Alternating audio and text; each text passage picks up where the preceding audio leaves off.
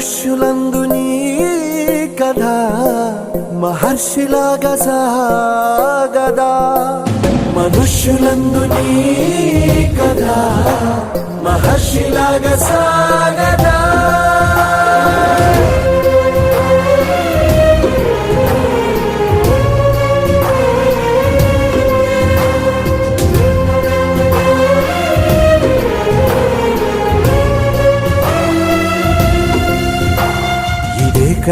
ఇదే కదా నీ కథ ముగింపులేనిదై సదా సాగదా.